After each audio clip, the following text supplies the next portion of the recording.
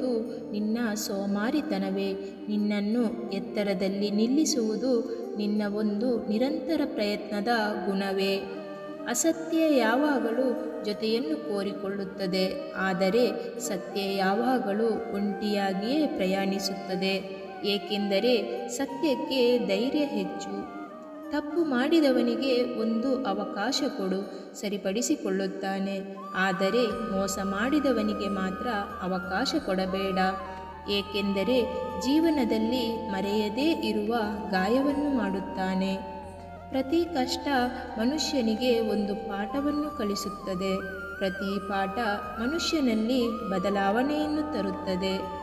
ದುಃಖದಲ್ಲಿ ಇದ್ದಾಗ ಆ ದೇವರಲ್ಲಿ ನಂಬಿಕೆಯನ್ನು ಕಳೆದುಕೊಳ್ಳಬೇಡ. ಏಕೆಂದರೆ ದೇವರು ನಿನ್ನ ಸುಖ ದುಃಖ ಎರಡರಲ್ಲೂ ಜೊತೆಯಾಗಿರುತ್ತಾನೆ. ನಂಬಿಕೆ ಎಂದರೆ ಪೂರ್ತಿಯಾಗಿ ಎಲ್ಲವೂ ನಿನ್ನದೇ ಎಂದು ಶರಣಾಗುವುದು. ಕಷ್ಟದ ದಿನಗಳಲ್ಲಿ ತಾಳ್ಮೆ ಕಳೆದುಕೊಳ್ಳಬೇಡ. ಎಲ್ಲವೂ ಒಂದು ಕಾರಣವಾಗಿಯೇ ಸಂಭವಿಸುತ್ತದೆ, ಜೊತೆಗೆ ಪರಿಹಾರವೂ ಸಿಗುತ್ತದೆ. ಆತಂಕ ಪಡುವ ಅಗತ್ಯವಿಲ್ಲ. ನಿಮಗೆ ಜೀವನದ ಎಲ್ಲ ಬಾಗಿಲುಗಳು ಮುಚ್ಚಿ ಹೋಗಿ ಭಯ ಆವರಿಸಿಕೊಂಡರೆ ನಮ್ಮ ಜೊತೆ ಭಗವಂತ ಇದ್ದಾನೆ ಅಂದುಕೊಳ್ಳಿ. ಸಮಸ್ಯೆಗಳು ತಾವಾಗಿಯೇ ಪರಿಹಾರವಾಗುತ್ತವೆ. ನಿಮ್ಮ ಮನಸ್ಸಲ್ಲಿರುವ ಭಯವೇ ನಿಮ್ಮ ಒಂದು ಮೊದಲ ಶತ್ರು. ನೀನು ಹಿಂದೆ ಇಡುವ ಹೆಜ್ಜೆಯೇ ನಿನ್ನ ಮೊದಲ ಸೋಲು. ಬದಲಾಯಿಸದೇ ಇರುವ ಗತದ ಬಗ್ಗೆ ಯೋಚಿಸುವುದಕ್ಕಿಂತ ಕೈಯಲ್ಲಿರುವ ಭವಿಷ್ಯಕ್ಕಾಗಿ ಶ್ರಮವಹಿಸಿ. ನಿಮ್ಮಲ್ಲಿ ಜ್ಞಾನವಿದ್ದಾಗ ಮಾತನಾಡುವುದಕ್ಕೆ ಮುಜುಗರ ಪಡಬೇಡಿ. ಅದೇ ಜ್ಞಾನವಿಲ್ಲದಿದ್ದಾಗ ಮೌನವಾಗಿರುವುದಕ್ಕೆ ಭಯಪಡಬೇಡಿ. ಆಗ ಮಾತ್ರವೇ ಏನಾದರೂ ಕಲಿಯಬಲ್ಲಿರಿ ಮತ್ತು ಎಲ್ಲಿಯಾದರೂ ಮೆರೆಯಬಲ್ಲಿರಿ. ನಿನ್ನಲ್ಲಿ ಒಳ್ಳೆಯತನವಿರುವುದು ಒಳ್ಳೆಯದೇ, ಆದರೆ ಅತಿಯಾದ ಒಳ್ಳೆಯತನ ಮತ್ತು ಯೋಚಿಸದೆ ಮಾಡುವ ಸಹಾಯ ನಿನ್ನ ಮೇಲೆ ಖಂಡಿತವಾಗಿಯೂ ಹೊರದಿರುವಷ್ಟು ಭಾರವನ್ನು ಹೊರಿಸುತ್ತದೆ.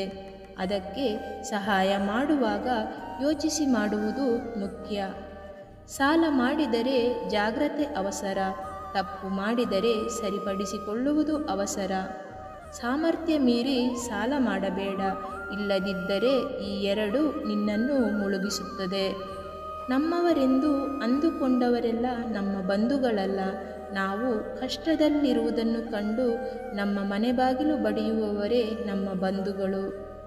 ಯಶಸ್ಸಿನ ಹಾದಿಯಲ್ಲಿ ಒಂದು ಮಾರ್ಗ ಮುಚ್ಚಿಕೊಂಡರೆ ಮತ್ತೊಂದು ಮಾರ್ಗ ತೆರೆದುಕೊಳ್ಳುತ್ತದೆ. ಅದನ್ನು ತಿಳಿದುಕೊಳ್ಳುವುದೇ ಯಶಸ್ಸಿಗೆ ದಾರಿ. ನಿನ್ನ ಪ್ರಯತ್ನವಿಲ್ಲದಿದ್ದರೆ ನಿನಗೆ ಯಶಸ್ಸು ಸಿಗುವುದಿಲ್ಲ.